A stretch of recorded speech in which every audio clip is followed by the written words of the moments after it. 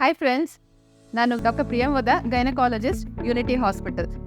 ಪ್ರಿನೇಟಲ್ checkup ಅಥವಾ ಗರ್ಭಾವಸ್ಥೆಯ ತಪಾಸಣೆ ಎಷ್ಟು ಬಾರಿ ಮಾಡಿಸ್ಬೇಕು ಅನ್ನೋದನ್ನು ತಿಳ್ಕೊಳ್ಳೋಣ. ಫಸ್ಟ್ ಇವಾಗ ಪ್ರೆಗ್ನೆನ್ಸಿ ಕನ್ಫರ್ಮ್ ಆದಮೇಲೆ ಫಸ್ಟ್ ವಿಸಿಟ್ ಹೋಗ್ಬಿಟ್ಟು ನಿಮ್ಮ ವೈದ್ಯರನ್ನ ಕಾಣಬೇಕಾಗತ್ತೆ.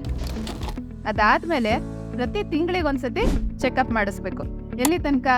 7 ತಿಂಗಳು ಅಥವಾ 28 ವಾರ ಆಗೋವರೆಗೂ.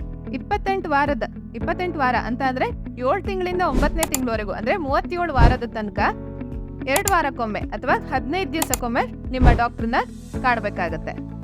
37 ವಾರದ ನಂತರ ಅಥವಾ 9 ತಿಂಗಳು ತುಂಬಿದ ಮೇಲೆ ಪ್ರತಿ ವಾರಕ್ಕೊಮ್ಮೆ ಚೆಕಪ್ಗೆ ಹೋಗಬೇಕಾಗತ್ತೆ.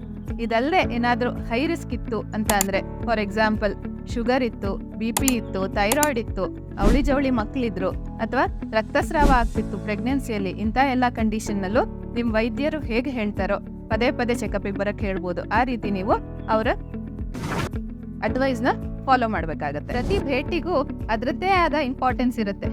ಇವಾಗ ಮಗು ಸರಿಯಾದ ರೀತಿಯಲ್ಲಿ ಬೆಳವಣಿಗೆ ಆಗ್ತಾ ಇದೆಯಾ, ಮಗುದು ಎದೆ ಬಡಿತದ ಏರಿಳಿತ ಹೇಗಿದೆ, ತಾಯಿ ತೂಕ ಸೂಕ್ತ ರೀತಿಯಲ್ಲಿ ಹೆಚ್ಚಾಗ್ತಾ ಇದೆಯಾ, ತಾಯಿಯ ರಕ್ತ ಪರೀಕ್ಷೆಗಳಲ್ಲಿ ಎಲ್ಲ ನಾರ್ಮಲ್ ಇದೆಯಾ, ಹಾಗೆ ಸ್ಕ್ಯಾನ್ನಲ್ಲಿ ಏನಾದರೂ ತೊಂದರೆ ಇದೆಯಾ, ಮಾತ್ರೆಗಳನ್ನು ಸರಿಯಾದ ರೀತಿಯಲ್ಲಿ ತಗೊಳ್ತಾ ಇದ್ದೀರೋ ಇಲ್ವೋ, ಇದೆಲ್ಲದನ್ನೂ ಸಹ ನೋಡಬೇಕಾಗತ್ತೆ. ಇದರಲ್ಲಿ ಯಾವುದೇ ರೀತಿ ತೊಂದರೆಗಳು ಇದ್ರೂ ಸಹ ಅದಕ್ಕೆ ಸೂಕ್ತ ರೀತಿಯಲ್ಲಿ ಪರಿಹಾರನ ಕಂಡ್ಕೊಳ್ಳೋಕ್ಕೆ ಎಲ್ಲ ವಿಸಿಟ್ಗಳು ಅಷ್ಟೇ important. So don't miss any visit with your doctor. Enjoy your pregnancy.